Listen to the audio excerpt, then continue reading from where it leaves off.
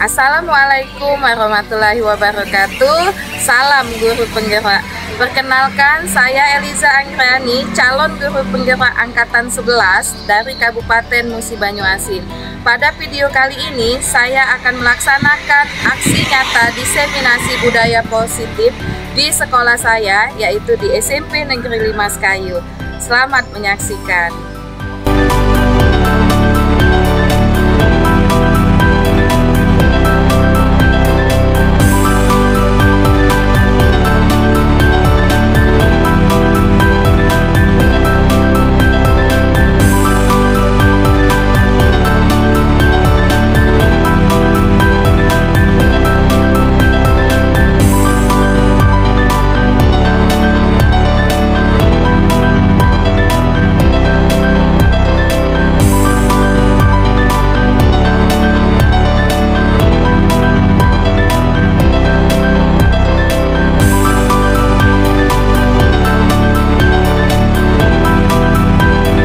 Assalamualaikum warahmatullahi wabarakatuh.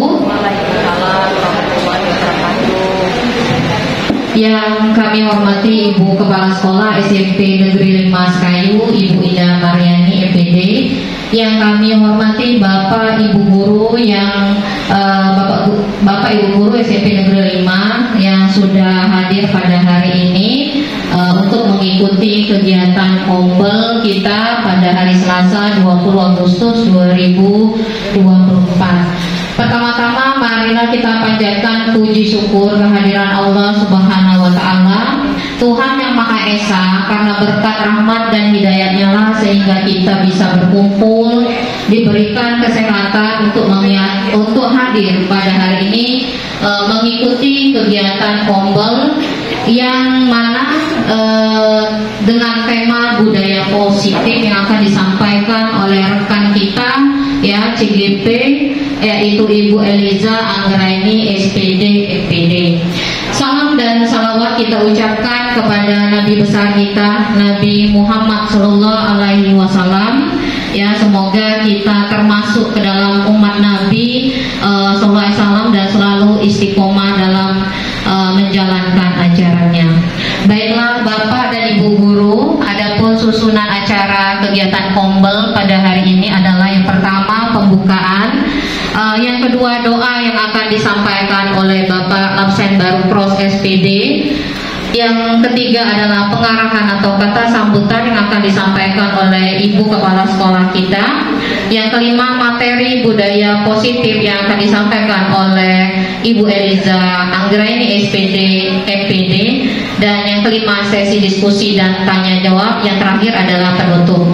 Baiklah Bapak Ibu Guru, untuk memulai acara pada hari ini marilah kita melafazkan basmalah. Bismillahirrahmanirrahim. Acara berikutnya adalah doa yang akan disampaikan oleh Bapak Absen Baru Pros kepada Bapak, kami persilakan.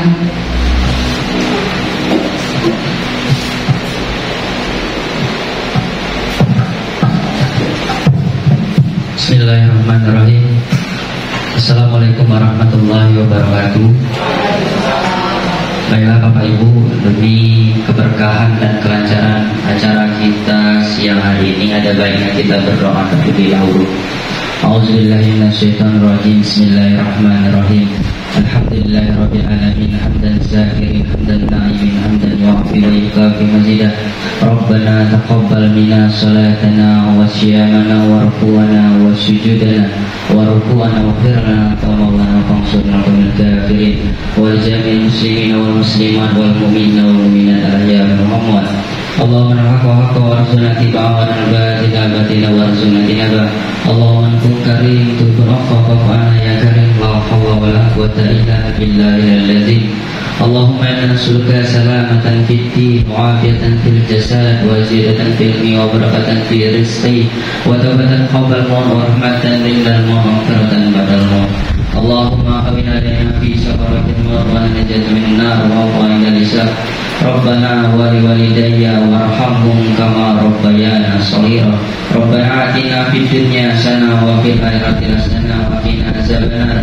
Subhana rabbil izzati amma yasifun wa salamun alal mursalin walhamdulillahi rabbil alamin. Semoga doa kita semua diijabah oleh Allah Subhanahu wa taala. Amin ya rabbal alamin.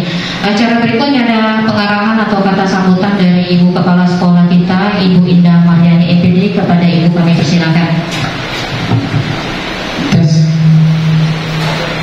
Assalamualaikum warahmatullahi wabarakatuh.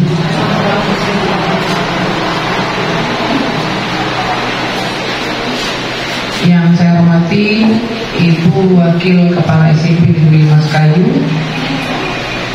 Bapak Ibu Guru SMP Negeri Maskayu yang saya hormati, dan yang saya banggakan narasumber kita Bu Eliza yang akan mempresentasikan tentang budaya positif yang merupakan aksi nyata, suatu kewajiban tugas dari calon guru penggerak.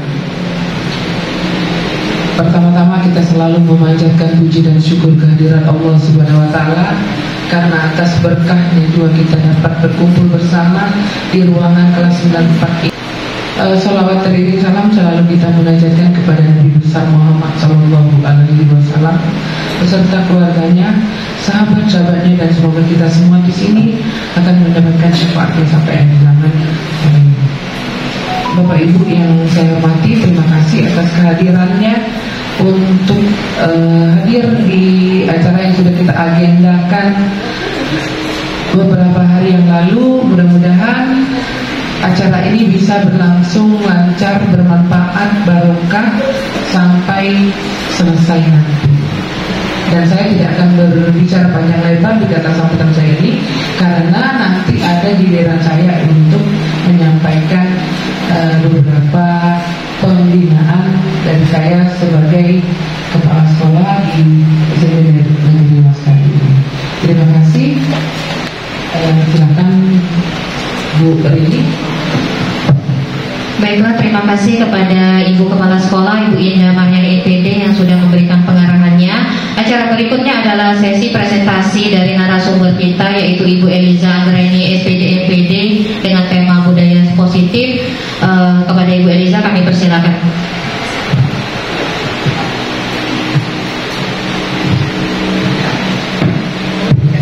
Izin berdiri ya Bu. Ya. Assalamualaikum warahmatullahi wabarakatuh. Selamat siang.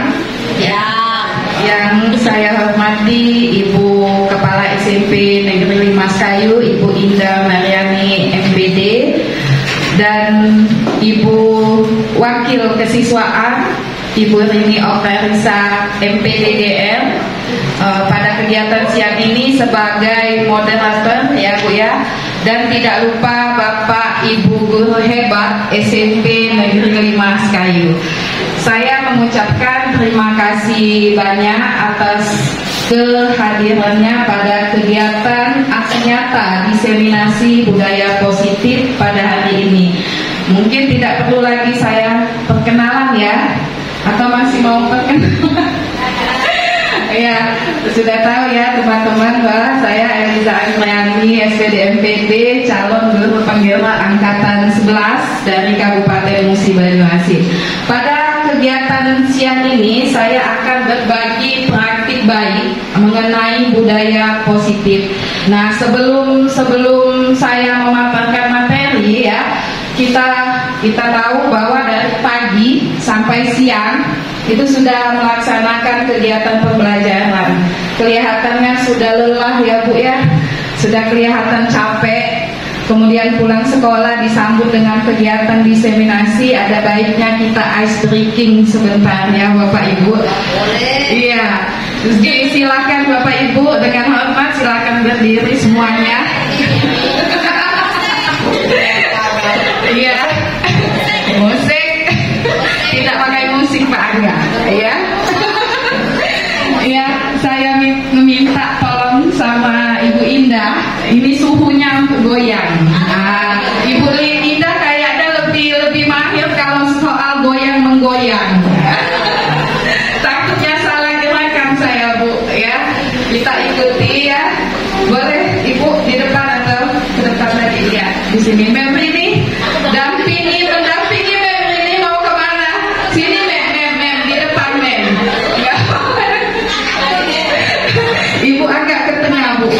Ibu, maaf ya Bu. Nah, ikuti ya. Saya memakai mic jadi tangan satu. Gimana nih? Enggak apa-apa.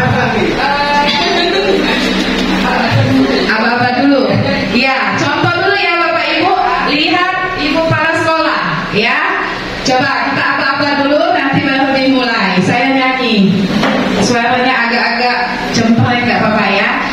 1 ditambah 1 sama dengan 2. 2 ditambah 2 sama dengan 4. 4 ditambah 4 sama dengan 8. Ini 8-nya belokan. 8 ya.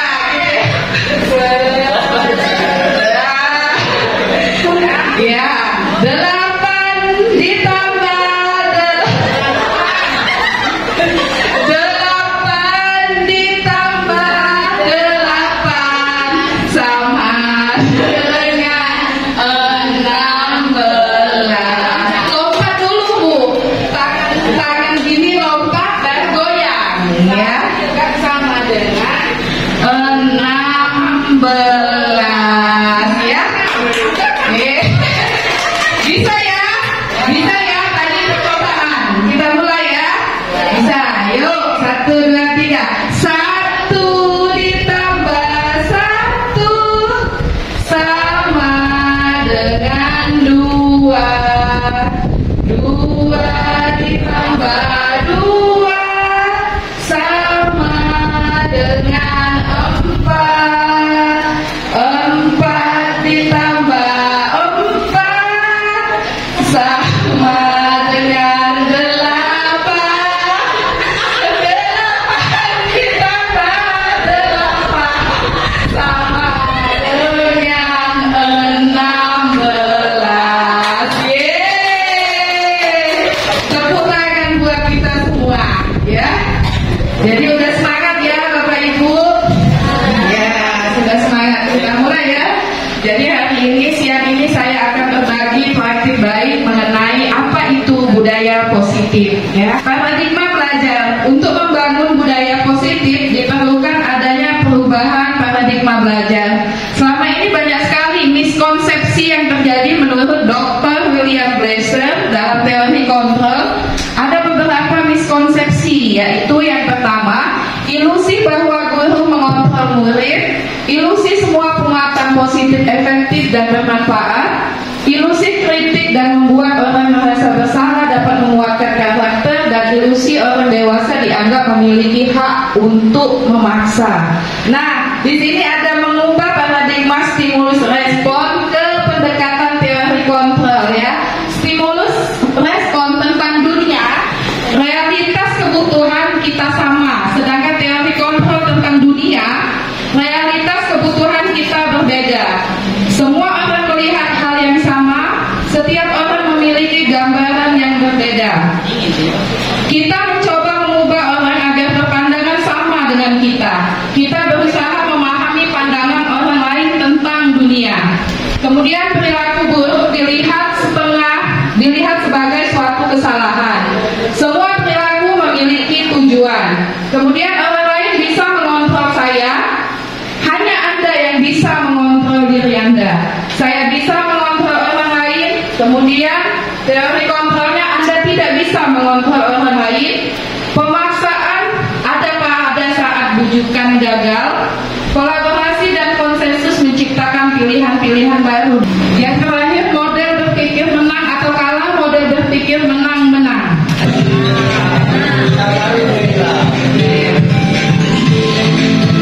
Nah, seorang guru baik harus memiliki kemampuan dalam mewujudkan budaya positif di sekolah. Budaya positif tersebut dapat dijalankan dengan menerapkan konsep-konsep inti seperti disiplin positif, motivasi perilaku manusia, kebutuhan dasar, posisi kontrol restitusi, keyakinan kelas, dan segitiga restitusi. Disiplin positif merupakan suatu cara menerapkan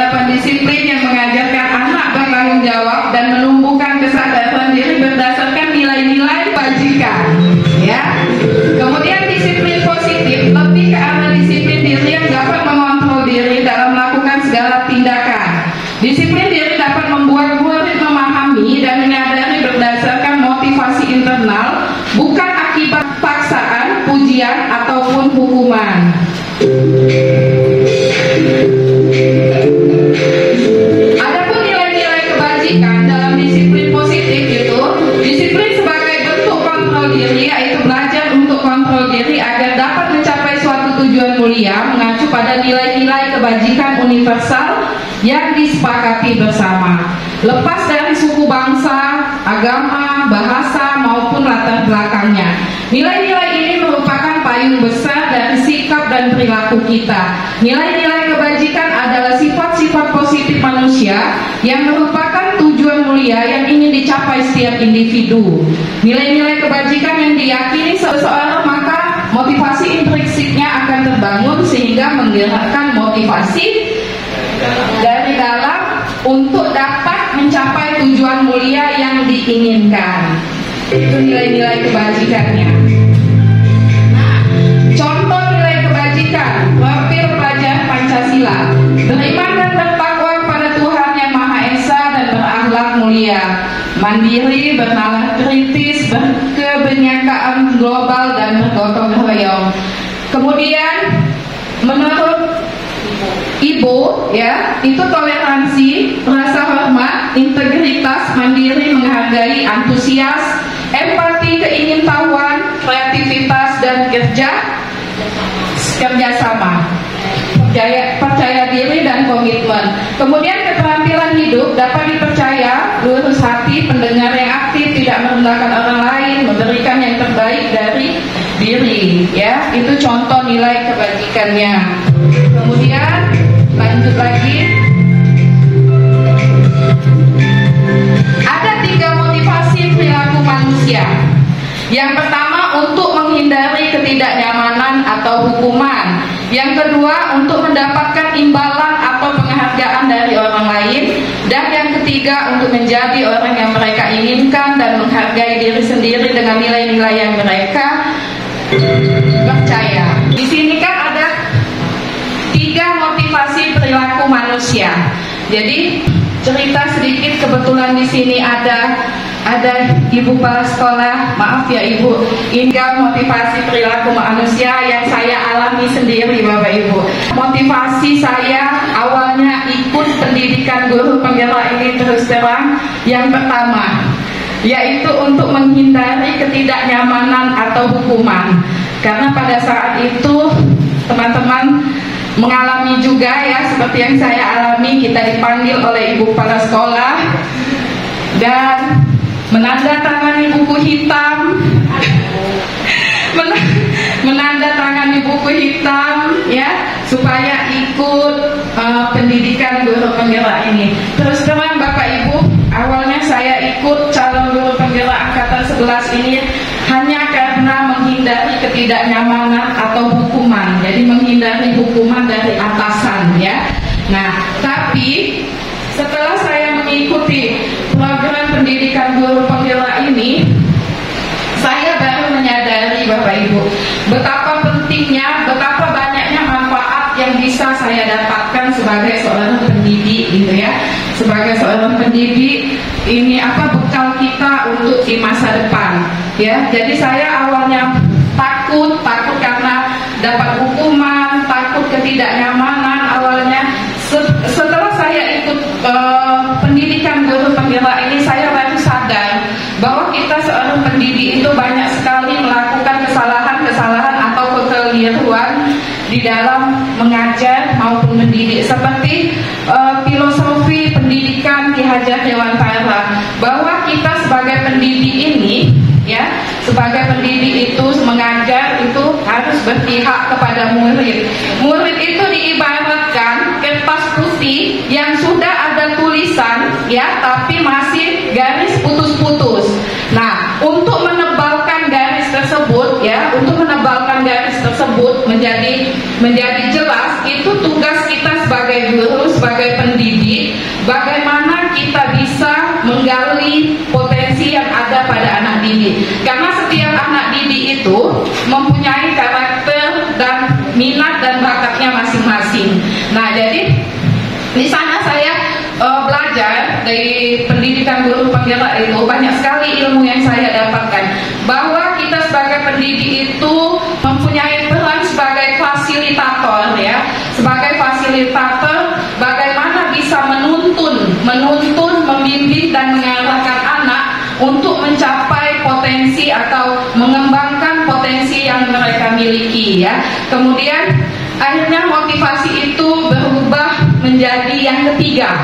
Ya, awalnya saya mempunyai motivasi karena ketidaknyamanan atau hukuman, kemudian berubah menjadi setelah terjun langsung ke pendidikan guru penggerak, saya menjadi motivasi yang ketiga itu untuk menjadi orang yang mereka inginkan dan menghargai diri sendiri dengan nilai-nilai yang mereka percaya.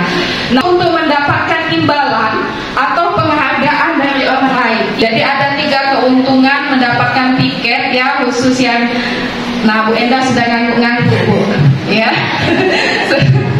Ya, jadi ada tiket untuk menjadi kepala sekolah, pengawas, dan bagi yang belum sertifikasi itu lebih mudah lagi untuk PPG, ya. Jadi bagi saya, Bapak Ibu, yang utama itu untuk menggali potensi yang ada pada diri saya, gitu ya, bisa mengupgrade diri bahwa kita sebagai pendidik ini harus bisa mengikuti zaman, sama dengan siswa ya, pendidik kodrat alam dan kodrat zaman. Semakin lama perkembangan zaman itu semakin pesat, apalagi di bidang ilmu pengetahuan dan teknologi. Jadi saya mengajak teman-teman, ayo mari silakan mendaftar untuk menjadi guru penggerak. Memang banyak sekali, saya akui banyak sekali tugas-tugas, tapi selagi kita bisa membagi waktu dan tidak menunda-nunda pekerjaan, insya Allah bisa diselesaikan dengan baik, ya. Itu saja. Lanjut Pak Angga. Iya, motivasi ya. Nah, di sini ada hukuman, konsekuensi dan restitusi. Hukuman bersifat tidak terencana atau tiba-tiba. Anak atau murid tidak tahu apa yang akan terjadi dan tidak dilibatkan. Hukuman bersifat satu arah dari pihak guru yang memberikan, dan murid hanya menerima suatu hukuman tanpa melalui suatu kesepakatan atau pengarahan dari pihak guru, baik sebelum atau sesudahnya. Hukuman yang diberikan bisa berupa fisik maupun psikis. Murid atau anak disakiti oleh suatu perbuatan atau kata-kata.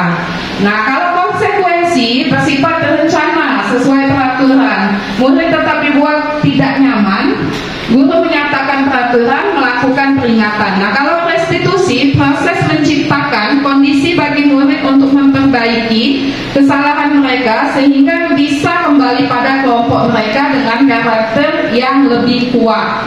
Restitusi juga merupakan proses kolaboratif yang mengajarkan murid untuk mencari solusi masalah mereka dan membantu murid berpikir tentang orang seperti apa yang mereka inginkan dan bagaimana mereka harus memperlakukannya, ya, memperlakukan orang lain. Jadi hukuman itu contohnya seperti apa Bapak Ibu?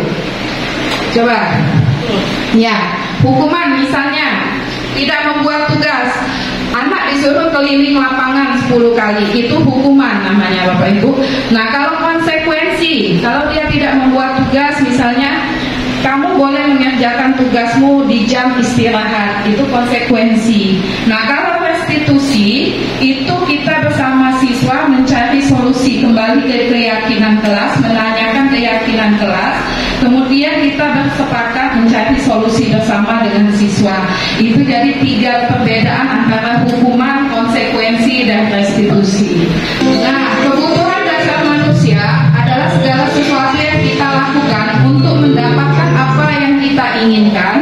Seluruh tindakan yang kita lakukan memiliki tujuan tertentu, dan semua usaha terbaik yang kita lakukan adalah dalam rangka agar kebutuhan dasar kita terpenuhi dengan baik. Itu kebutuhan dasar manusia. Nah, ini 5 kebutuhan dasar manusia Bapak Ibu. 5 kebutuhan dasar manusia itu bertahan hidup. Bertahan hidup itu makanan, pakaian, tempat tinggal, keamanan, kesehatan. Kemudian yang kedua, kasih sayang dan rasa diterima. Disayangi, diterima, dipedulikan, berbagi, kerjasama, menjadi bagian kelompok. Penguasaan, harga diri, keinginan untuk dianggap, memimpin, berprestasi, diakui. Kebebasan, mandiri, memiliki pilihan, mencoba hal baru, mampu mengendalikan arah. Kemudian kesenangan, bermain, humor, antusiasme, dan tertawa. Nah, ini kita ngambil kasus yang terjadi di sekolah kita ya. Yang kelas 72, siswa yang bernama Yuda. Nah, bernama Yuda waktu itu mengambil bekal temannya. Jadi mengambil bekal temannya. Kita ambil satu kasus yang terjadi di sekolah kita. Nah, dari 5 kebutuhan dasar manusia ini, kira-kira apa saja Bapak Ibu yang perlu dipenuhi oleh si Yuda sehingga si anak melakukan tindakan tersebut, ya? Nah, itu kelas 72, wali kelasnya Bu Endah. Kebetulan Ibu Endahnya ada. Saya minta Ibu Endah ya menjawab pertanyaan saya. Kebutuhan dasar apa yang harus dipenuhi oleh si anak? Ya, silakan Bu Endah. Bu Endah dari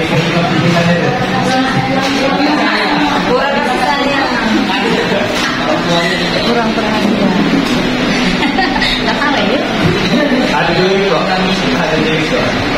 Assalamualaikum warahmatullahi wabarakatuh.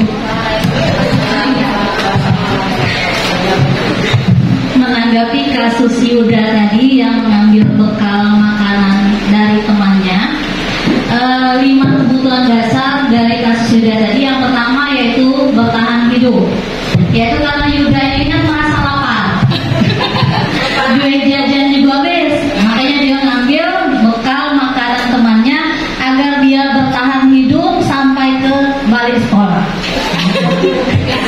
Yang kedua, kasih sayang dan rasa diterima. Mungkin dengan mengambil bekal temannya Yuda ini merasa diperhatikan. Ketika dia mengambil bekal temannya, dia kan saya panggil. Nah, dari saya panggil itu saya kasih tahu orang tuanya, dipanggil orang tuanya, sehingga dia merasa diperhatikan oleh kedua orang tuanya. Apalagi kan kasusnya Yuda ini bapaknya tidak tinggal serumah dengan Yuda. Yang ketiga, penguasaan. Yuda ini merasa berkuasa. Karena apa? Karena temannya itu takut ketika dia mengambil bekalnya.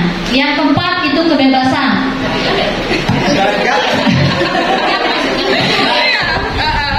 Yang keempat itu kebebasan. Karena Yuda ini dibawakan bekal makanan oleh orang tuanya, itu mungkin dia merasa bosan karena makanannya itu saja. Makanya dia melihat bekal temannya itu mungkin lebih menarik, makanya dia mengambil atau meminta lah, tapi memintanya itu dalam kondisi banyak mungkin ya. Dan yang kelima itu kesenangan.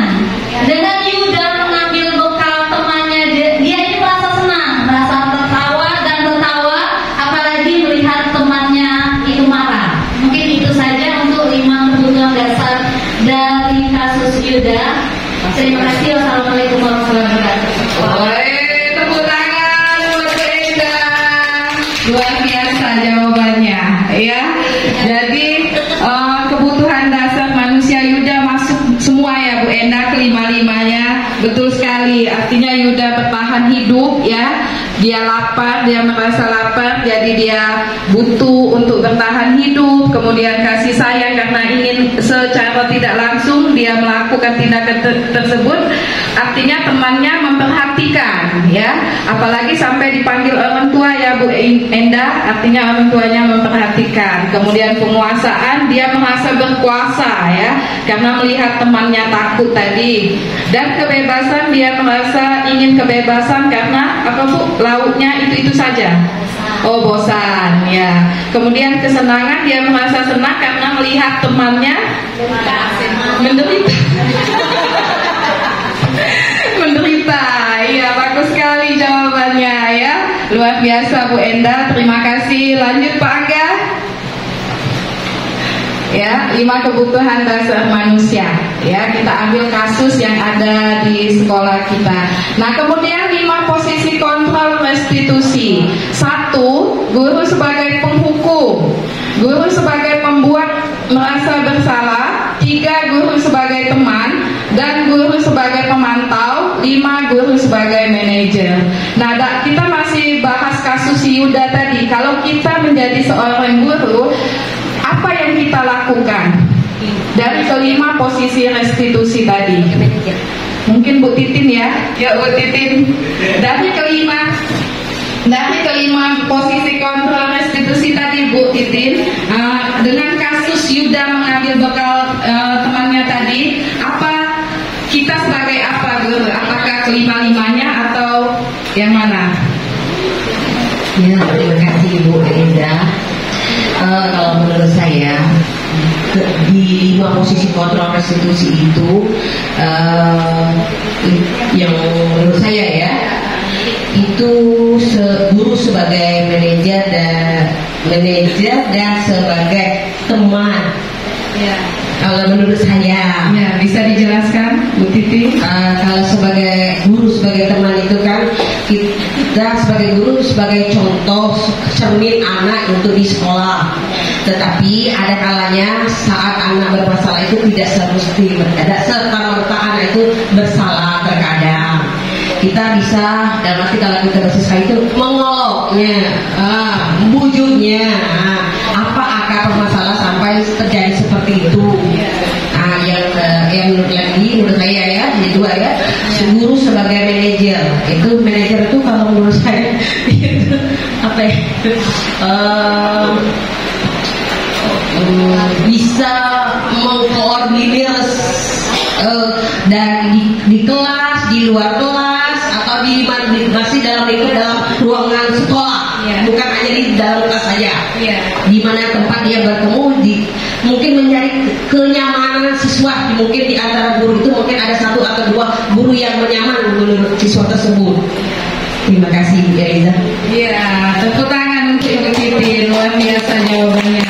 Jadi Bu Titin memilih 2 posisi kontrol ya untuk mengatasi kasus Yuda tadi, itu guru sebagai teman dan guru sebagai manajer. Kita lihat penjelasannya. Lanjut Pak Angga. 5 posisi kontrol restitusi itu sebagai penghukum ya. Sebagai penghukum, seorang penghukum bisa menggunakan hukuman fisik maupun verbal. Orang yang menjalankan posisi penghukum senantiasa mengatakan bahwa sekolah memerlukan sistem atau alat yang dapat lebih menekankan murid lebih dalam lagi. Guru yang menerapkan posisi penghukum akan berkata, patuhi aturan saya atau awas. Nah, itu kata-kata untuk penghukum ya. Kemudian kamu selalu saja salah. Selalu, pasti selalu yang terakhir selesai. Itu kalimat yang suka digunakan sebagai penghukum. Kemudian sebagai membuat rasa bersalah. Jadi kita membuat anak itu merasa bersalah. Guru akan bersuara lebih lembut. Membuat rasa bersalah akan menggunakan keheningan yang membuat orang lain merasa tidak nyaman, bersalah atau rendah diri. Kata-kata yang keluar dengan lembut akan seperti, ibu sangat kecewa sekali dengan kamu. Berapa kali bapak harus memberitahu kamu ya? Gimana coba kalau orang tua kamu tahu kamu berbuat begini? Itu biasanya kata-kata sehingga membuat anak-anak itu merasa bersalah. Kemudian yang ketiga, sebagai teman, yang kata Ibu Titin tadi, sebagai teman.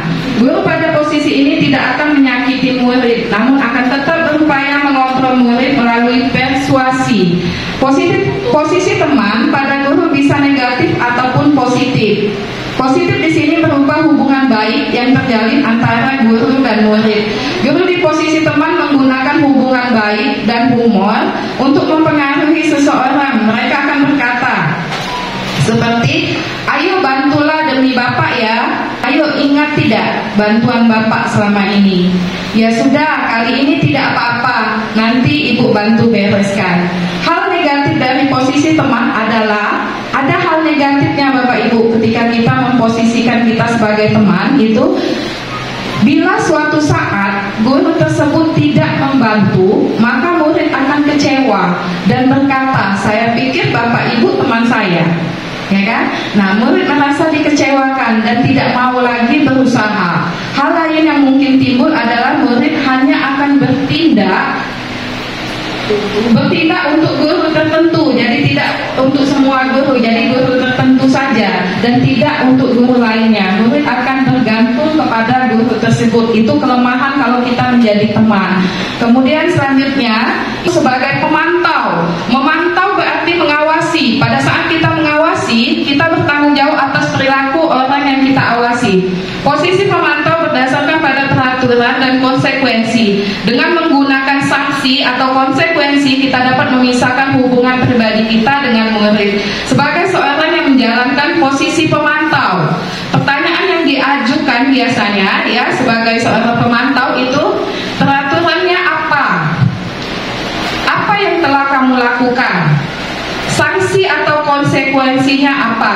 Nah, seorang pemantau sangat mengandalkan perhitungan, catatan, ya, data yang dapat digunakan sebagai bukti atas perilaku seseorang. Nah, yang terakhir itu sebagai manajer yang dikatakan oleh Bu Titin tadi ya. Sebagai manajer, posisi di mana guru berbuat sesuatu bersama murid, mempersilahkan murid mempertanggungjawabkan perilakunya, mendukung murid agar dapat menemukan solusi atas permasalahannya sendiri. Seorang manajer akan berkata, apa yang kita yakini? Kembali ke keyakinan kelas. Kemudian, apakah kamu meyakininya? Jika kamu meyakininya, apakah kamu bersedia memperbaikinya? Jika kamu memperbaiki ini, hal ini menunjukkan apa tentang dirimu? Apa rencana kamu untuk memperbaiki hal ini? Itu biasanya kata-kata kita memposisikan sebagai manajer. Lanjut. Kemudian posisi kontrol restitusi. Di antara kelima posisi kontrol tersebut, sebaiknya seorang guru menggunakan posisi kontrol sebagai manajer. Sebagai manajer, guru dapat berbuat sesuatu bersama murid, bertanggung jawab dan mendukung murid agar menemukan solusi dari suatu permasalahan. Ya, benar kata Bu Titin tadi, memposisikan sebagai manajer. Nah, ini posisi kontrol restitusi. Selain itu, posisi manajer mengacu pada restitusi yang dapat menjadikan murid sebagai manajer bagi dirinya sendiri, sehingga dapat tercipta identitas positif pada diri murid. Lanjut Pak Angga. Kita kembali ke keyakinan sekolah atau keyakinan kelas ya Bapak Ibu. Saya sebelum menjelaskan, saya mau tanya dulu. Kita kadang keyakinan kelas dan kesepakatan kelas. Saya tanya, berbeda atau sama? Keyakinan kelas dan kesepakatan kelas.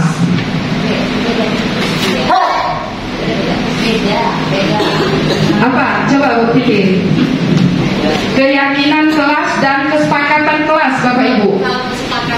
Ya, pakai mic-nya Bu. Pakai mic. Silakan Bu Titin. Maaf ya kalau salah, tolong bantu ya. Ini menurut saya lagi. Kalau kesepakatan kelas berarti kita sudah di dalam kelas itu antara guru dan siswa pun punya kesepakatan. Contoh, kalau saya tolong kalau ibu sudah masuk 5 menit, kalian boleh. Tapi kalau sudah lewat dari 5 menit atau 10 menit, jangan masuk lagi, berdiri di depan kelas. Itu kesepakatan. Ya, kalau keyakinan kelas tuh seperti apa ya? Apa? Boleh nih. Oh boleh menambahkan boleh nih. Ayo, boleh dibantu nih Bu? Iya boleh. Boleh. Siapa saja boleh membantu saya. Iya berani silakan. Boleh. Nah, antara keyakinan dengan kesepakatan itu tentu ada beda ya.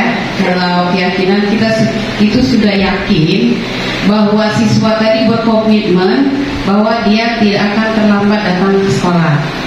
Nah, kalau kesepakatan kita bahwa bersepakat dengan siswa tadi bahwa kalau terlambat ada hukuman. Ya, seperti itu.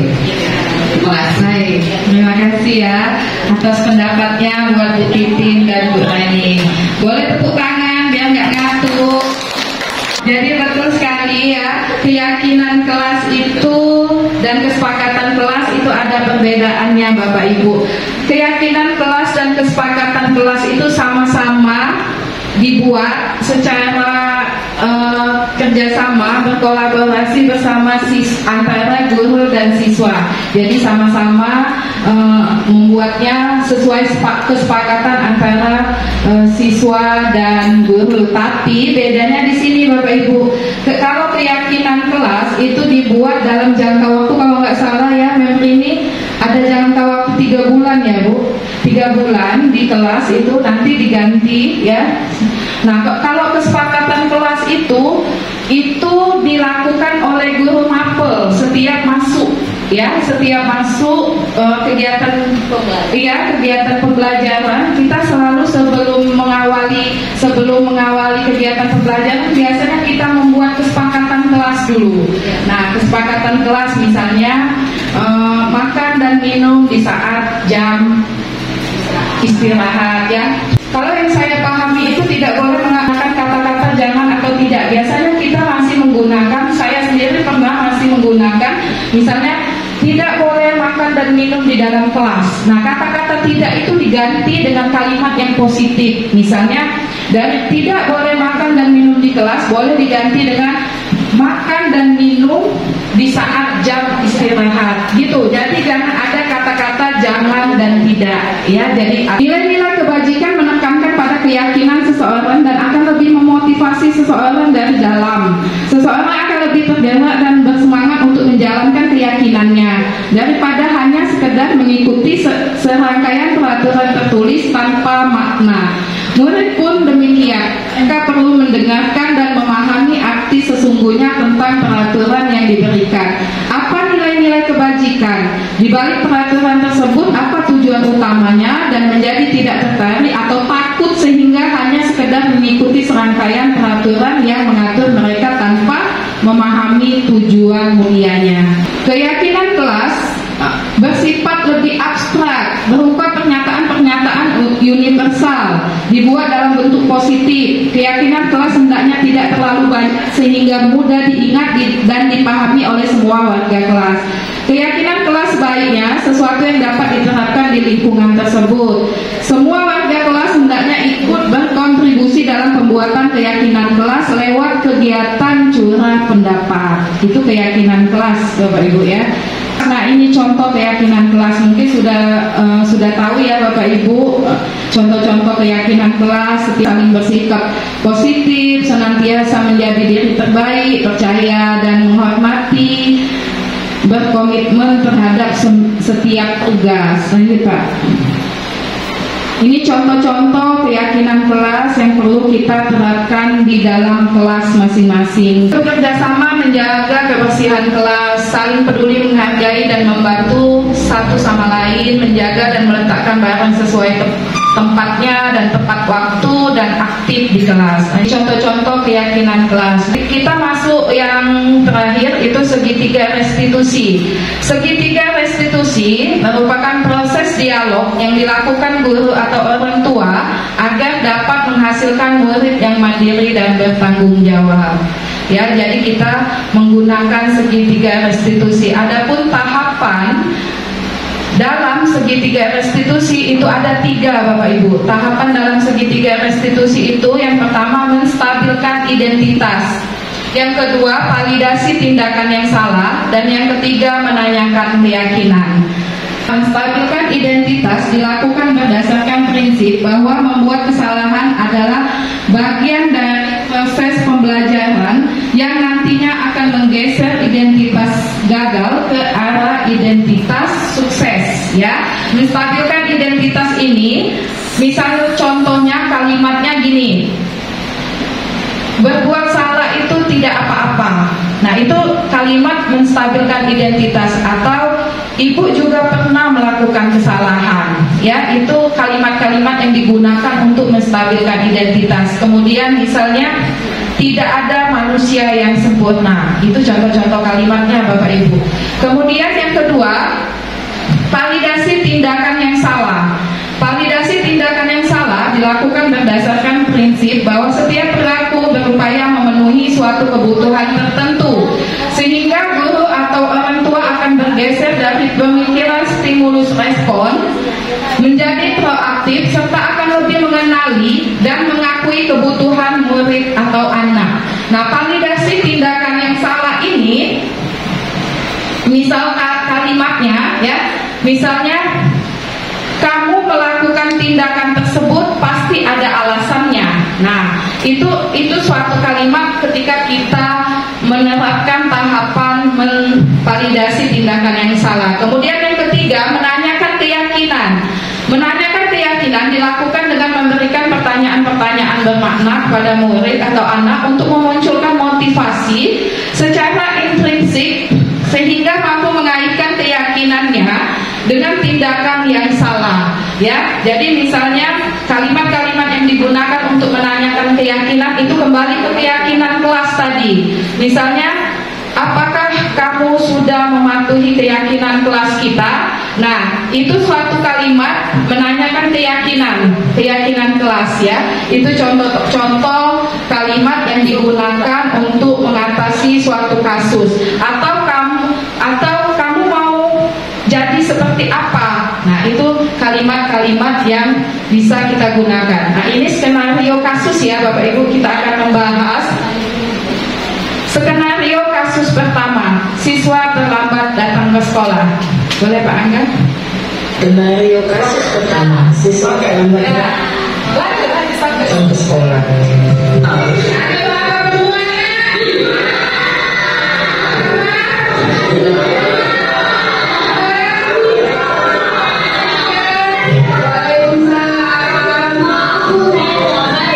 Stop Pak ya. Nah, skenario kasus pertama tadi, siswa datang terlambat. Nah, kita menyelesaikan sebuah kasus atau mencari solusi dengan menggunakan tahapan segitiga restitusi, Bapak Ibu. Saya minta Bapak Ibu silakan raise hand, angkat tangannya. Bagaimana menyelesaikan permasalahan anak yang terlambat datang sekolah dengan menggunakan tahapan segitiga restitusi tadi. Ayo, boleh angkat tangannya. Yuk, Bu Holilah.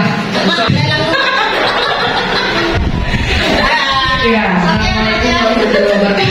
Waalaikumsalam warahmatullahi wabarakatuh. Yang pertama kita suruh masuk kelas dulu, kemudian ditanyakan apa penyebab siswa ini datang terlambat. Selanjutnya kita mendengarkan penjelasan dari siswa mengapa sampai dia datang terlambat. Kemudian kita memberikan arahan atau solusi kepada siswa tersebut supaya tidak datang terlambat lagi. Terima kasih. Iya. Tepuk tangan untuk Bu Halila. Bisa ternyata ya. Cuma malu. Iya. Betul sekali ya. Jadi sudah menggunakan 3 tahapan restitusi tadi. Yang pertama kata Bu Halila, disuruh masuk dulu siswanya, kemudian menanyakan, ya Bu Halila tanyakan kenapa si anak bisa datang terlambat. Itu sudah masuk ke stabilkan identitas. Kemudian yang kedua, validasi tindakan yang salah. Bu Halila menyuruh masuk dulu, kemudian menanyakan kenapa si anak bisa datang terlambat. Kalau validasi tindakan yang salah tadi, memberikan solusi. ya, Memberikan solusi supaya siswa tersebut tidak datang terlambat lagi. nah, kemudian kalau yang ketiganya menanyakan keyakinan, kembali ke keyakinan kelas tadi Bapak Ibu. Misalnya harus datang tepat waktu. Nah, itu kembali ke keyakinan kelas. Ditanyakan dengan anak, apakah kamu sudah mematuhi keyakinan kelas kita? Nah, seperti itu ya Bapak Ibu. Jadi sudah menggunakan 3 tahapan segitiga restitusi. Benar sekali, luar biasa buat Bu Holila. Sekali lagi tepuk tangan buat kita semua. Kasus kedua. Lanjut Pak Angga. Kasus kedua. Lambat. Kasus kedua. Assalamualaikum.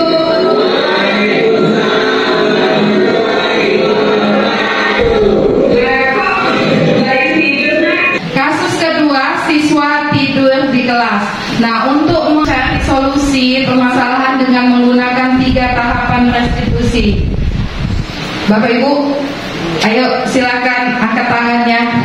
Atau kita kembali ke operator ya, silakan Pak Angga.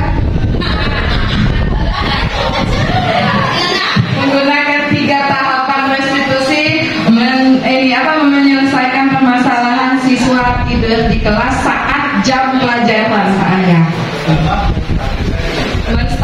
Yang pertama menstabilkan identitas, yang kedua validasi tindakan yang salah, dan yang ketiga menanyakan keyakinan.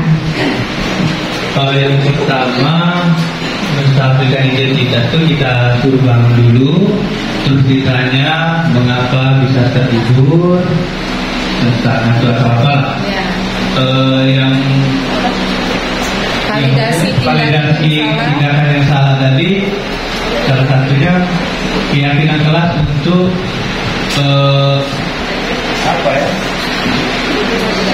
istirahat di rumah mungkin. Ya, Bu ini. Iya, kesepakatan yang ada di kelas yang tidak boleh dilanggar. Tetap semangat saat berada di belajar. Oh ya, bisa. Coba Pak Angga diulangi yang menanyakan keyakinan. Ya, diulang dari awal Pak. Oke, yang pertama kita bangunkan, terus tanya mengapa tertidur di dalam kelas. Yang kedua, menanyakan keyakinan kelas yang dilanggar dengan salah satunya tetap semangat belajar saat jam pelajaran. Iya. Tepuk tangan buat Pak Angga, luar biasa jawabannya. Jadi menyelesaikan suatu permasalahan atau kasus siswa itu kita harus menggunakan 3 tahapan segitiga restitusi, Bapak Ibu. Jadi di sini banyak sekali sebenarnya kesalahan, kekeliruan yang sering kita lakukan dalam menangani sebuah kasus siswa. Ya, saya saja merasa banyak sekali kekeliruan yang sudah dilakukan. Artinya kita kalau menghadapi sebuah kasus, sebuah masalah siswa itu tidak boleh serta-merta langsung menghukum, Bapak Ibu. Jadi kita perlu menggunakan tahapan segitiga restitusi itu. Yang pertama tadi menstabilkan identitas dulu, kemudian validasi tindakan yang salah, dan yang ketiga menanyakan keyakinan kelas. Ya, terima kasih. Demikian, semoga video ini dapat bermanfaat dan menginspirasi. Marilah Bapak Ibu kita mewujudkan budaya positif di sekolah sehingga tercipta lingkungan sekolah yang kondusif, yang aman, nyaman, dan menyenangkan bagi anak-anak kita semua. Tepuk tangan buat kita semua. Terima kasih atas waktunya. Kalau ada kata-kata yang salah saya minta maaf, dan kepada Allah saya mohon ampun. Wabillahi taufiq wal hidayah. Wassalamualaikum warahmatullahi wabarakatuh. Tepuk tangan sekali lagi yang keras. Terima kasih Bapak Ibu sudah ikut terlibat dalam kegiatan yang dilakukan oleh Bu Eliza tadi. Artinya apa yang disampaikan oleh Bu Eliza tadi menjadi suatu spirit bagi kita semua, bahwa saya tidak perlu lagi mengadakan pembinaan, ya. Jadi yang kita lakukan selama ini memang banyak sekali kekeliruan terhadap yang kita lakukan kepada murid, ya. Mudah-mudahan dengan adanya diseminasi aksi nyata budaya positif yang telah disampaikan oleh Bu Eliza tadi, itu bisa kita minimalisir, ya, hal-hal yang menyakiti hati anak, ya.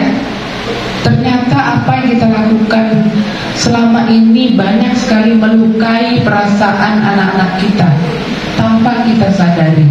Selama ini Bapak Ibu merasa bahwa dengan melakukan tindakan yang Bapak Ibu lakukan terhadap siswa itu, itulah yang Bapak Ibu anggap benar.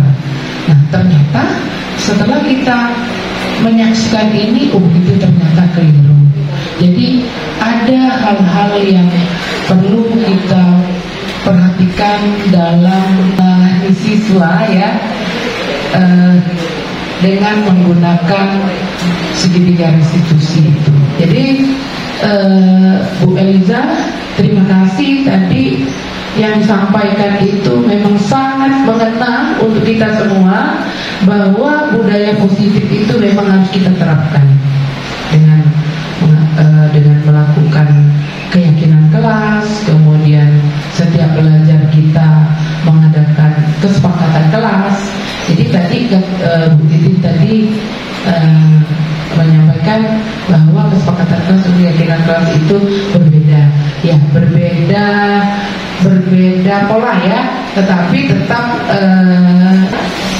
nilai-nilai kebajikan itu ya.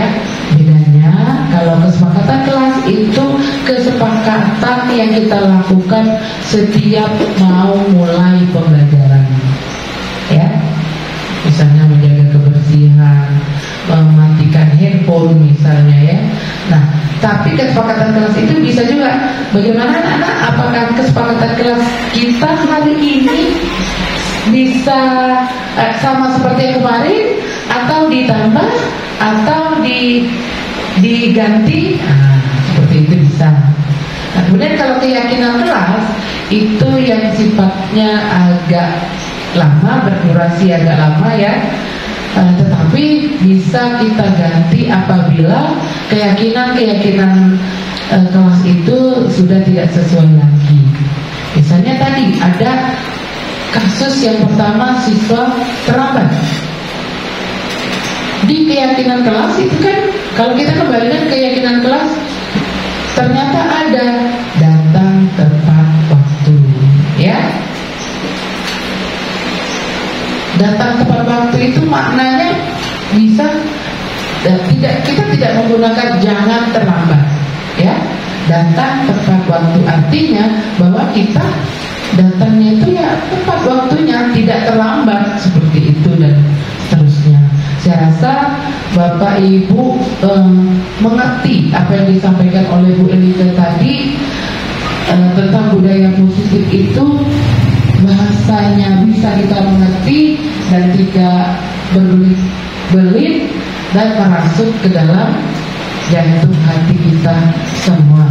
Mudah-mudahan spirit kita bertambah untuk menjadi guru penggerak di angkatan 12. Tidak ada batasan usia. Jadi, yakinlah Bapak Ibu apa yang disampaikan Ibu Eliza memang betul. Saya tidak mengatur Bu Eliza sampai dia seperti itu, tidak. Itu memang murni dari Bu Eliza sendiri menyampaikan pengalaman pribadinya. Ternyata asik ya, kita berkumpul dengan orang-orang hebat itu asik. Kita menjadi semangat dan kita mempunyai nilai yang lebih. Kita bisa menghargai diri kita sendiri. Oh ternyata saya bisa ya, seperti itu ya. Jadi tolong, mari kita perbaiki diri, mari kita memotivasi diri kita sendiri, mari kita menghargai diri kita sendiri dengan bekerja yang baik sesuai tupoksi kita sebagai guru. Dan ingat yang disampaikan oleh Bu Eliza tadi, bahwa pendidikan anak itu harus berpihak kepada murid sesuai dengan filosofi KHD, bahwa pendidikan itu sesuai dengan perkembangan zaman. Saya kira itu saja yang bisa saya sampaikan. Lebih dan kurang saya mohon maaf. Kepada Allah saya mohon ampun. Wabillahi taufiq wal hidayah. Wassalamualaikum warahmatullahi wabarakatuh. Baiklah Bapak Ibu, demikianlah acara kita pada hari ini. Terima kasih atas perhatian dan kehadiran Bapak Ibu guru hari ini. Semoga apa yang disampaikan oleh pemateri kita Ibu Eliza Anggraini dan Kepala Sekolah Ibu Indah Mariani menjadikan kita, membuat kita menjadi pribadi yang lebih baik. Amin ya rabbal alamin. Saya akhiri dengan wassalamualaikum warahmatullahi wabarakatuh.